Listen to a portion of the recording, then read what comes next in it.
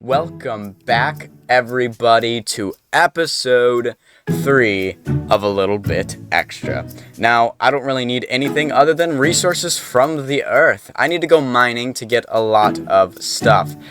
However, there's a little stipulation with my mining session that must be taken care of because it's today's extra.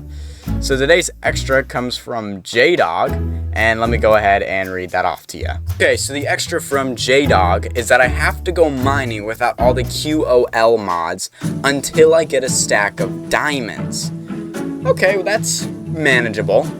So I'm not allowed to use any of my mods, meaning I gotta turn that off, turn this off, and yeah, I can't use that guy either. It's gonna be a dark one, it's going to be spooky. And yeah, YouTube compression's not going to be nice. Neither will Twitch compression. However, we're going to turn these back on since I'm not mining yet. I am going to live stream this mining session on Twitch and YouTube, this channel right here. So go ahead and catch me live. Obviously, for this time, it'll be too late. But for the times in the future, I will be live. I normally go live at 7 o'clock every single night EST, and then 1 o'clock on Tuesdays and Thursdays and Saturdays. Though Tuesdays, Thursdays, and Saturdays I do different things. Of course, not everything will be in a little bit extra. I do have my Twitch world, and there is a Vault Hunter server that'll be live streamed as well. So go ahead and check that out. But without further ado, we need to go into the mines. Alright, so getting ready to mine. Oh, hey, this is Past Duug here, and I wanted to say thank you for all of the support during the past few months. It all happened so fast that I haven't had time to register and process it. I passed a couple of milestones, like reaching 100 subscribers, then some, as well as having a video reach not 1,000 views, but a whole 10,000 views!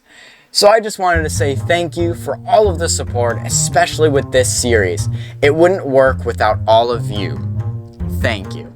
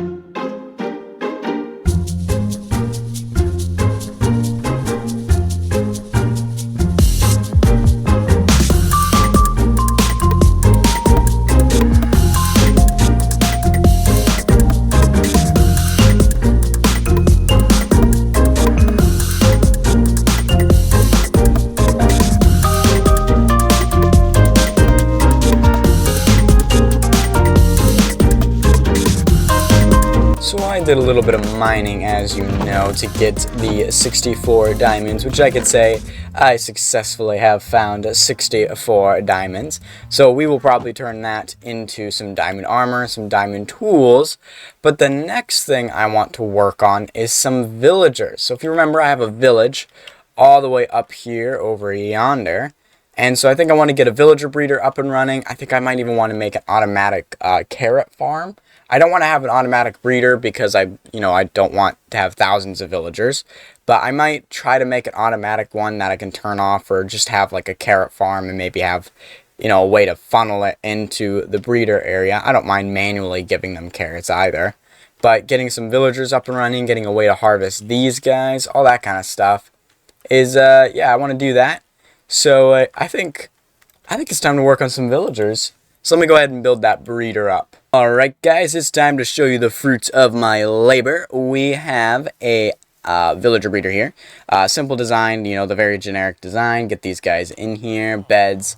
on a fence post, and then, you know, you throw carrots at them. I normally do about 3 stacks, and you get about 3 to 4 villagers out of it. And then you have this simple design of the rail going up. That'll pick up the villager, and we'll be able to send it on their way. And the other thing I made, which you might see it already, is a carrot farm.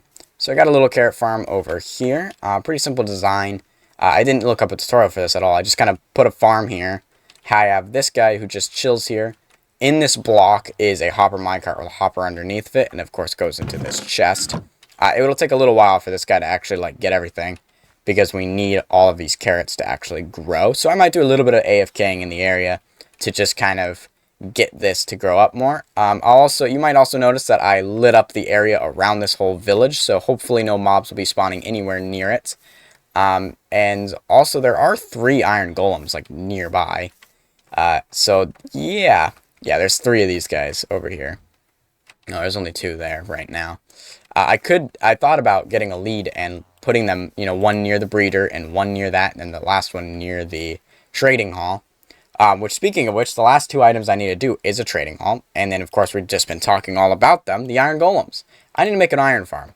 The only issue is the normal design I would use is set into the ground.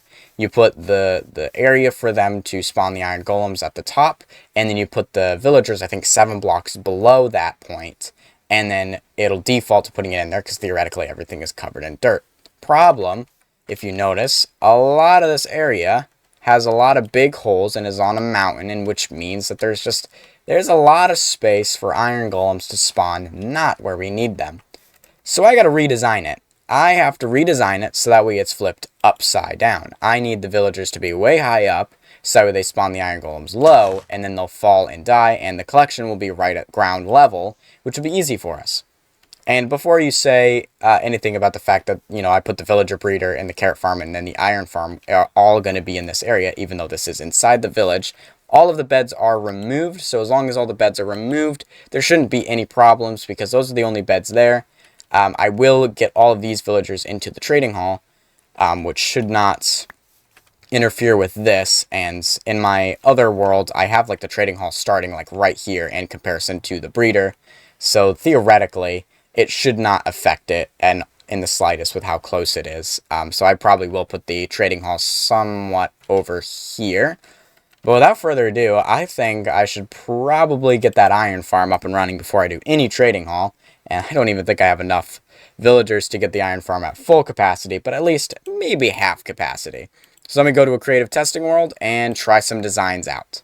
Alright guys, so it's time to build an iron farm. I got the resources down below, I got the space up above, so let's go ahead and start building. Wait. Scratch that time-lapse music. Look it. Let me be real with you right now. We did a time-lapse in episode 1. We did a time-lapse in episode 2. We ain't doing another time-lapse in episode 3.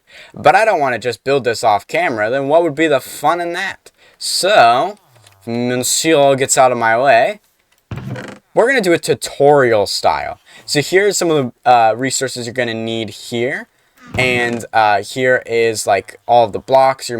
Some of these are probably going to be slabs as well. The scaffolding is only because I don't have an elytra. You're going to need a bunch of glass. The rails, you might need more because we need to transport the villager up. Got a shriek, sorry. This isn't going to be like a professional tutorial like your normal videos, but this is more of a fun little exercise here. Just to let you know, this design is by Voltrox. It's a readapted version of his original. Normally this is supposed to be put in the ground, but I'm putting it in the sky. So I've slightly adapted. I don't want to take credit for the whole thing, but I did adapt it for the sky. The amount of glass that you need, technically you can get rid of 16 glass. You only need this is 1, 2, 3, 4, 5 stacks and 40 for the whole thing. But I added 16 because I don't have Silk Touch. You're going to need 12 beds, 4 mine carts. This is to hold the zombies. 4 water buckets. You could probably get away with 2, but this just makes it easier for each corner and then the end bit. So let's go ahead and grab some of the kill chamber items. I'm going to just plop all of these. We don't need these quite yet, but I'm going to put them in my inventory. And, of course, the glass. And I'm going to grab some blocks to help with some of the placement. Alright, let's go ahead and clear some space out here. So first thing you're going to want to do is we're going to line this up right here. So we're gonna place 3 chests like this, and then a 9x9 hopper design, just like that. Pretty simple. And then I'm just doing this to make things a little bit easier, because we need to place glass on top of this. So I'm gonna be very slow and careful when placing the glass because I don't want to misplace any of the glass. We're gonna do a little bit of this, and then I'm going to place glass here and up on the 2nd level. Alright? And then now, what you're going to want to do is you're going to want to put signs on the bottom like this. Alright? Perfect. Go up one more layer. And then once you get this layer done, you're going to want to put your lava bucket right there. And that's going to spread across the entirety of all of that. And this is your kill chamber. That's it. It's pretty simple. If you want to do a sorter for the poppies tonight, you can do that. I don't have the redstone right now. Now what you're going to want to do is you're going to want to take this glass and you're going to want to put it up 30 blocks into the sky. So I'm going to grab some scaffolding to make this a little bit easier on myself. So you have 1, 2, 3. So if we do this, we need to go 30 from here. So 1, 2, 3, 4, 5. I lost count already. I had 56. So that's... I think that's it. I think that's enough. Alright, well, in any case, it's time to place the glass all around this.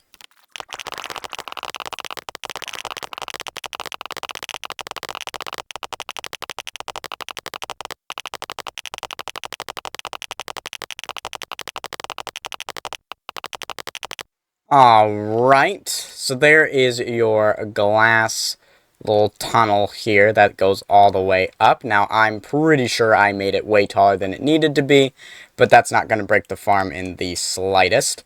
So that's that part done. We're going to bring that all the way up. Yeah, now we need to go back down, because now you need your blocks. And I do have a data pack that allows me to turn slabs in there. If you don't have something like that, you're probably going to want either slabs already, or you're going to just want a crafting table up there with you. So I'm going to grab all of this. You're going to grab all the scaffolding as well. You no longer need any glass, so we'll put that in there. Don't need the seeds in my inventory. And so you're just going to need blocks. You are going to need your fence gates. You won't need those. I don't know why I had those in my inventory. And you will need your water buckets. So I'm going to leave behind one of those. Alright. So now head back up. Alright. So now what you're going to do is you're going to cover this up. And you're going to want to make a 9x9 square. Alright. And actually, fill this in. It'll make life a little bit easier. It'll make it easier as well to figure out the 9x9. So right now we have a 5x5 square. So just go out 2 blocks on all sides. And then fill it in. And you should have a 9x9 square. Okay. So now that we have a 9x9 square, I'm going to leave this hole here for just a little bit longer. Just because, yeah, I don't want to, have to jump down or anything. The next thing you're going to want to do is you're going to want to put a ring around the entire thing. Actually, you know what? Just go ahead and do that. So you're going to do a ring, and we're going to make this 2 blocks tall. Okay? And then you're going to put slabs on top of it.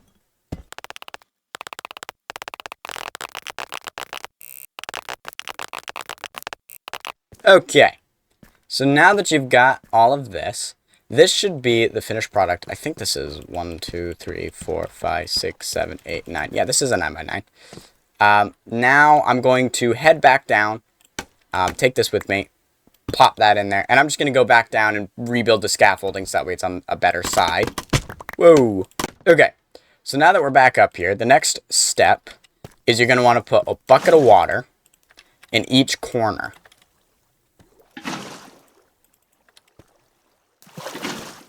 And hopefully by the end of it, there should be 1 block in the middle that's not filled. Now you're going to use your fence gates. and you're going to place it in an 8x8 pattern here and open each one of them. Now here comes the tricky part, and also the part that could possibly kill you. You're going to have to remove the blocks over that. Try not to fall in, because that would be certain death. There you go.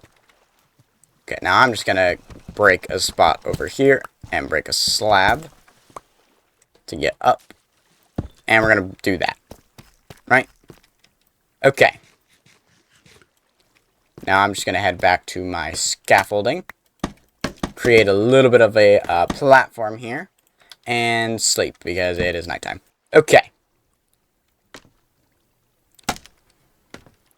So the next step is you're going to go to every corner, go down, and you're going to go out 3 blocks. So 1, 2, and 3. And on the third, you're going to go out to 3. Okay, we're going to break these as well. You're going to make 4 of these in this exact position. So we're going to have this one go here. Then we're going to do you're going to do another one on either side. We'll just build this one up and then just copy that to the other designs. So now you're going to pull this out to be a 3x3 platform. Right, this is where we're going to put our beds. And then, so beds will be on these blocks. And then I believe you're going to want it to be a 3x5. And so we're going to have the beds here. And we've got the, whoa. I started to speak in a different language there. You're going to want the beds to be here. And you want the pillow side to be here. Because our zombie is going to sit right here. And if the pillow is on the other side, I'm pretty sure if it's nighttime, they actually won't be able to see the zombie. So you want it to be closer. Now we're going to basically box them in. We're gonna build this. So we're gonna do a little bit of this action. And you're gonna build this all the way out. And build this to be 3 blocks tall. Okay. Now, you're gonna want to cover this whole thing with slabs. Okay.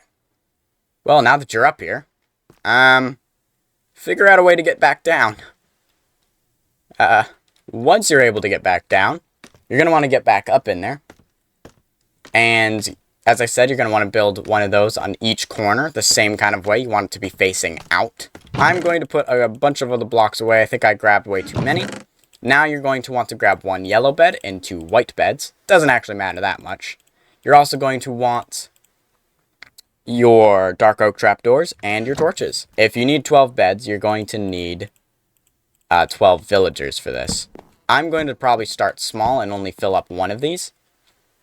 But yeah, so first you want to do your beds like this. Then you're going to want to put this guy over here. Go ahead and plop that like so.